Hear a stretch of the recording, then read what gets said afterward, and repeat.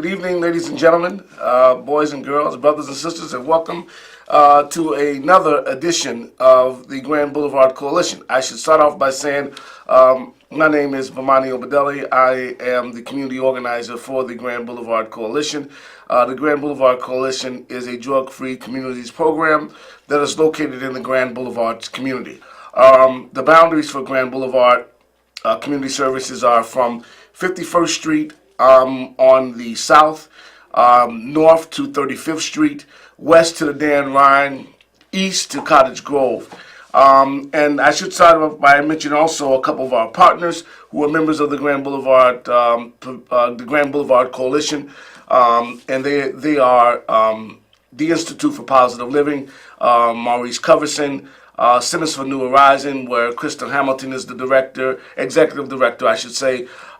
We have also Recovery 2000, where Miss Izetta Walton is executive director. The Green Light Movement, Miss Roxanne Jackson is the executive director of that organization. Our faith partner is Greater Harvest Missionary Baptist Church. We also partner with the 2nd District Chicago Police Department. Ms. Crystal King Smith is the commander there of the 2nd District, and our civic partner, engagement partner, is the 3rd Ward Alderman, Pat Dow. We also partner with CPS, their division of family and community engagement, and Mr. Kareem Pinder is our liaison from the Chicago Public Schools. So again, this is a live show. Happy New Year. We're back for the new year. This is we're talking about drug-free communities, and the call-in number is 312-738-1060. 312-738-1060. I now feel like a bit of a news anchor, given that they have these new high chairs in this wonderful studio. Every year things seem to get better and better here at CAN TV. So I'm grateful again for the opportunity to come before you today and talk to you about community issues, and more specifically community issues concerning drug-free communities. So feel free to give us a call and join us in the conversation at 312-738-1060. 312-738-1060. And we're talking about drug-free and the community and Grand Boulevard, to be exact. Well, I know the last time that we were on, the last quarter that we were on, we were talking about the opiate crisis that was hitting the Chicago community, and unfortunately, the issue that the circumstances or the issues surrounding the issue of opiates and the usage thereof and overdoses, it certainly has not gotten any better within the communities. In fact, it seems that it's gotten quite worse. So much so that there have been, over the summer, on several levels of government, from the federal governments on down to the state and city, pulling together crisis teams, hearings as it relates to opiate use and young people in our community. As I've contended that, and this is no slight against anyone, that the African American community necessarily didn't have the overlinging effect of the opiate use in the African American community, but we have much more of a issue of the selling of heroin. So, but nonetheless, not making making light of this issue, it is certainly something that we should all be concerned with. The fact that young people by the droves, and even adults, are using heroin in the open, and the prodigious number of people that are dying from heroin overdose is certainly out of control. And leave it to our great government. They've come up with a program to offer treatment and prevention for that usage. But if you look around in the African American community, you know, our bigger issues are the issue of marijuana, the issue of crack cocaine in our community. So those are some of the issues that certainly that are hurting our community. And more specifically, when we look at it, it is the issue of marijuana and alcohol usage by young people in our community. That is clearly an issue that we need to deal with and address in the African American community. The use of the usage of marijuana and alcohol. And there's a push to legalize marijuana in our community. And I guess I'd like to get your feedback on how do you feel about that. I don't think so. My personal opinion is I understand the fact of wanting to legalize marijuana for the for two reasons, right? One is the decriminalization, and then secondly, from a governmental standpoint, we need revenue in this state. And there are other states who are legalizing it. I don't know if that is going to contribute to an increase by young people in usage of marijuana or not. Now that I don't have any empirical data on to talk about today.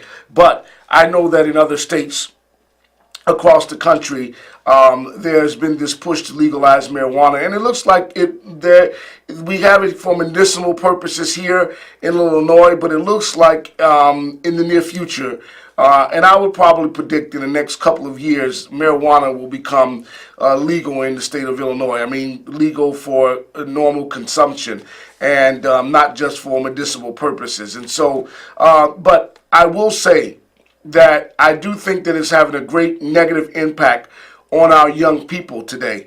In fact, the usage of marijuana and the consumption of alcohol, and that's a combination. With our young people are mixing alcohol with liquid codeine, and other and are mixing them with painkillers. Meds, so, and they make these cocktails where they lean, dirty Sprite, whatever the new phenomenon is. For you as parents, that you should realize that, it's just not that they're drinking, whatever that beverage of choice that they can get their hands on. It is the fact that they are mixing that with other drugs, and in some cases, painkillers that could be very catastrophic and detrimental to them and their health, causing seizures and other things. But so those are some of the issues that certainly that we need to address in our community. And I'm not certain. Again, as I sit here, I'm not certain what the over lingering effect would be of legalizing marijuana. And then the question is it going to be hydroponic marijuana? I mean, we go into this whole issue of, so I think there are a lot of things that need to get worked out as it relates to any bill that supports, that is passed. Again, I don't engage in it, but I will say this.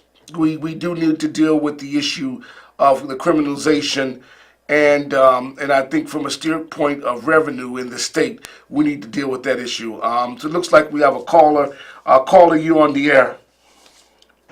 Hello, how you doing this evening? Good evening. How are you? I'm just fine. Great.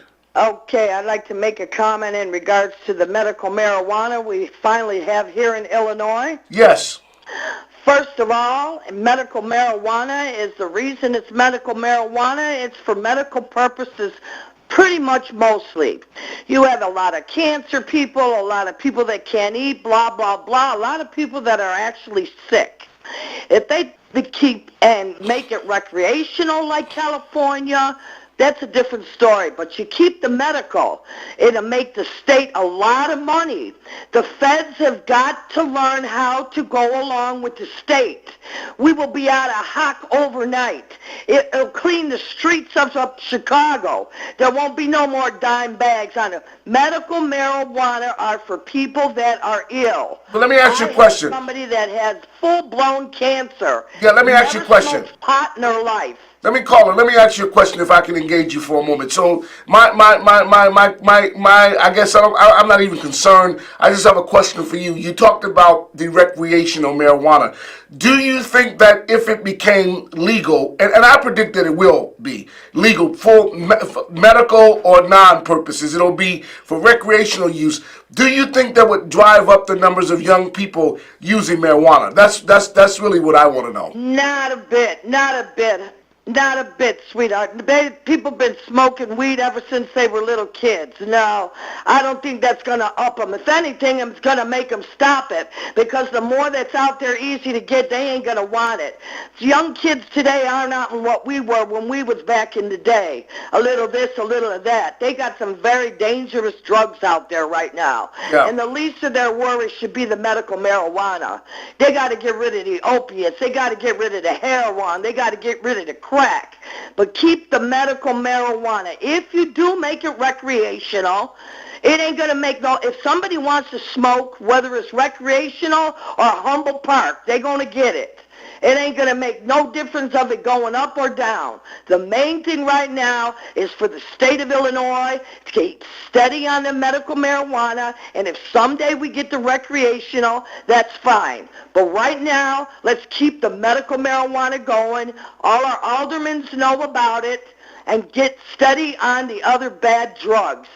It will not, and I almost positive, look, Colorado been recreational for the last 2 years. Correct. Ain't no other kids, 10,000 more kids running there. It costs money to buy that stuff. You don't go in there and they give it to you for free. So either way, they're going to pay. They're going to get their weed wherever they can. If you make it recreational, it's a little more classy. It's a little more important. It's a little more, hey, the state, everybody's feeling it ain't so bad. Yeah, so that means you can walk down the street and you won't have people calling loud, loud, loud, loud, loud. Well, let me tell you, let's put it like this. You got a lot of drunks driving on the street killing people. Let me know the last time that you heard somebody driving when they was smoking weed. They think they're going 100 miles an hour, sir. They going 20 miles an hour, sir. You don't hear no accidents with marijuana. Okay. You hear it for other things. So that's my opinion. I'm an older woman. I bet you do some. Keep the medical going. If you got back pain, you can't sleep, you're constipation, you can't eat, keep that medical marijuana. They don't give you the license for nothing. Yep. Those doctors are all on point. They are all legal, stately. Now the feds got to come on with it and share so they can put that money in the bank. Make some money for these states. The feds are... I can't say the word, but they ain't right. Yeah, well, listen, I get it. It looks like, we have it for medicinal purposes here in Illinois, readily available. They have some in communities across Cook County, and I know that there's a greater push. At least there's two people running for governor who wants to make it legal for recreational purposes, and so we'll see what happens. But thank you for your call, caller. I really appreciate you. You're Thank very you. good. Thank you. Hey, maybe Danny Davis could do it. All right, well, I'm sure he's listening, or someone's listening that knows him. All right. That's my Danny Davis. He in the White House. Yeah, well, he ain't in the White House yet. He's in the House of Congress. I told him the other day, you do something now, okay? And you Yeah. have a blessed evening. All right, you take care. Thank you for your call. Very much. Keep going, Can2 TV. Okay.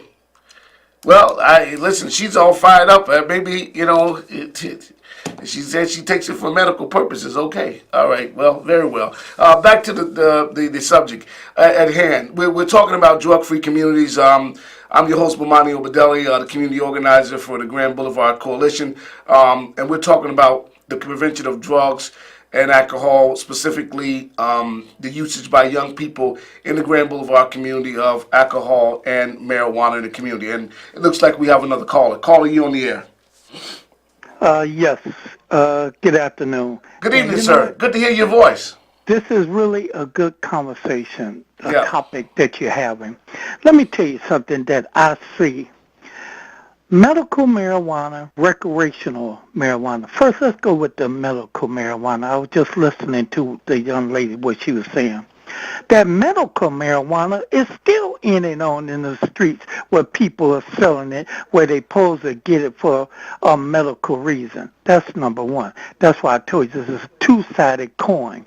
Okay. Now, recreational. If they legalize recreational, people could still go in there and buy it. Now, they're going to give a different kind of weed that I'm assuming, but like you said, this loud and all this stuff they got out here, it supposed to be mixed with things.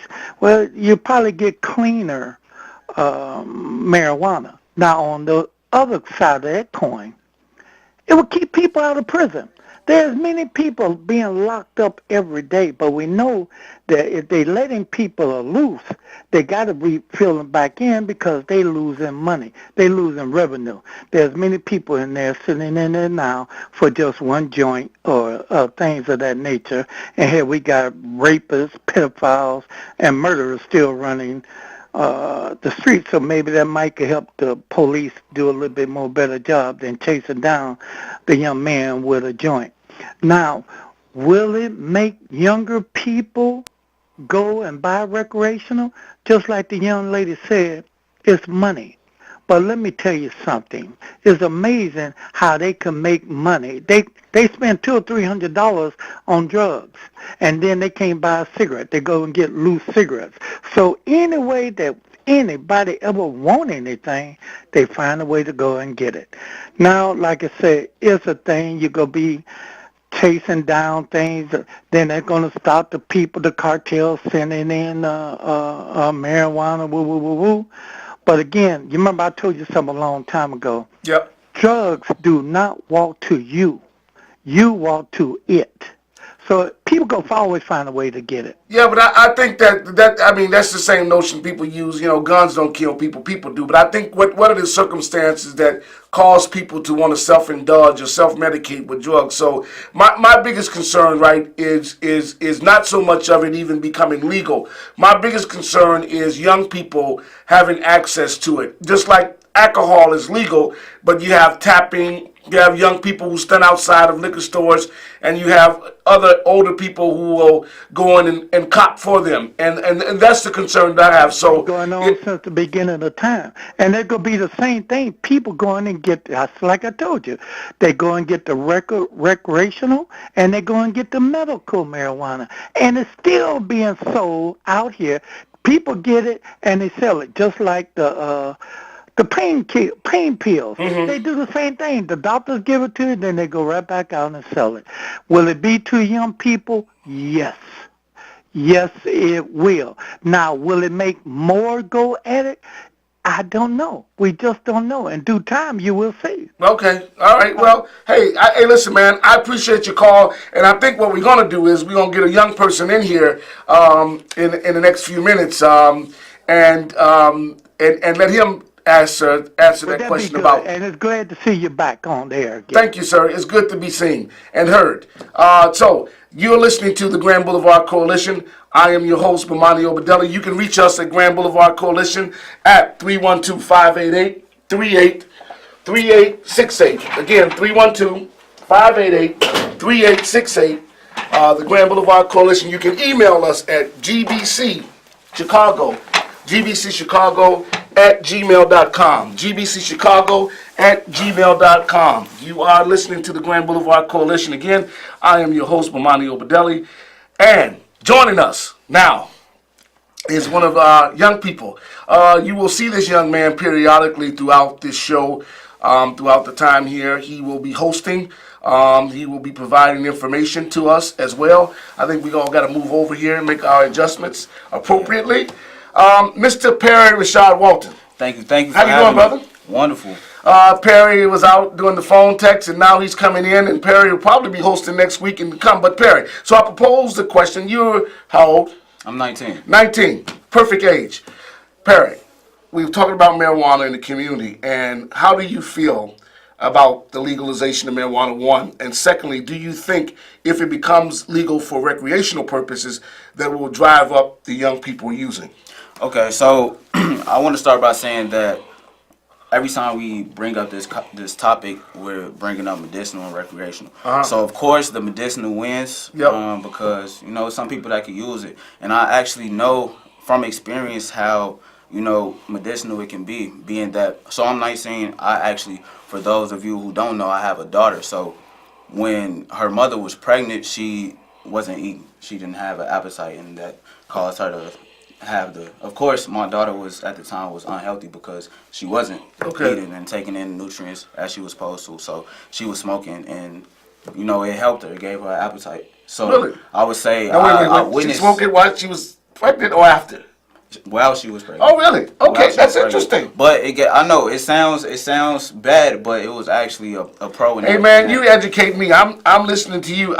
Listen. So I occasionally drink, but I don't know about marijuana. I'll be honest with you. I think I might have tried it once or twice as a teen, and that was, I'm telling you, I have no. So I think for me, I'm looking at this. Here's why I am with it. Right.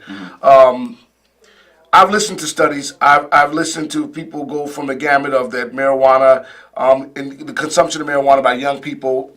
It causes them over a period of time, memory losses. Right. It decreases the number of cells in your brain. Right. I've heard all those things. Right. My biggest issue is that, and even though they tried to decriminalize it to an extent here in the city, but the decriminalization, the number of young black males and girls going to jail for selling marijuana, right? That's one side of it. Then I think about, I've heard that AIDS patients, cancer patients, people with MS, multiple sclerosis, and other things for municipal health reasons, people have it, so they call it medical marijuana, right? When you get a prescription from a doctor, right? But the caller did talk about how painkillers, who people get those painkillers, Xanax and all those Quaaludes and all that stuff for whatever various ailments, end up on the street, right? Which is a part of this new phenomenon that young people your age were mixing them in Hennessy and drinks and stuff like that. So from my standpoint, if it's going to take the crime out of it, I say legalize it. If it's going to help boost in the in the economy without citizens having to pay more taxes, I say legalize it. But I'm hoping that the resources is used for education, for educational purposes, for educating the community, for and things of that nature, like what we're doing at the Grand Boulevard Coalition, right? But I guess for me, as an adult and a father, my biggest concern is the consumption of young people, underage, and them getting and them having access to it. And so does it become like at the liquor stores where somebody stand outside the liquor store and the liquor store now might be selling marijuana inside and they say, oh, go cop me a $5 bag or go get me an ounce. That's what concerned to me. It being so easily accessible. Right. Yeah, right. And it's kind of, it's funny because as a human, we learn every day. And I was at the gym a couple weeks ago, and I spoke with a doctor just to kind of pick his head. He wasn't officially one yet. He's in med school. Okay. So I was asking him about, a number of different things, and then we got into the topic of smoking marijuana at a young age. And it's funny because he wasn't against it. I automatically thought that, we would hear the same, the same things that we hear from research, but it was more of he was coming from a perspective of, as long as you're doing something disciplined, it won't affect you. Okay. It's a problem when, our youth or just anyone is using it and they're not doing anything after, or they're not doing anything to exercise their brain to just be disciplined. Well, and then my question. So it was an interesting point of view. Yeah, and I'm sorry about cutting you off. Do you know young people who are addicted to marijuana? Do I know young people who are addicted? I can name a few, but anyway, I won't. I wouldn't say addicted, but I know people who indulge in it and they do it a lot. Okay. But I don't know if I could call it an addiction. I guess we call it addiction. Well, when I say addicted, because they get up, they got to have the marijuana, they got to have weed, like people get addicted to drinking, and like then, abuse it. Yeah, abuse it, right? And then does it cause them levels of lethargicness and being lazy and all those things, Right. So I those are just some concerns that I have, Perry, as it relates to the issue of so coming. You guys got some coming up Monday, yes, right? Yes, we do. So for MLK Day, we putting the flyer out. It's been everywhere on Facebook, Twitter, Instagram, things of that nature. But we have a MLK video contest. So it's for youth ages 14 to 24. You know what? Perry, hold it, put a pin in there. I'm going to try to take this one call. We're going to try to squeeze a caller. Please be brief with your comment. But Marty, how are you? I wanted to ask you about the president just passed about this opium effect that's crossing the country. What do you know about that, and how is that affecting our communities? I think it's called opium or something. Yeah, it's the opiate abuse. So I talked about that, and thank you for your call, caller. I'll tell you this. I'm gonna try to do it as quick as I can because we're up against the clock.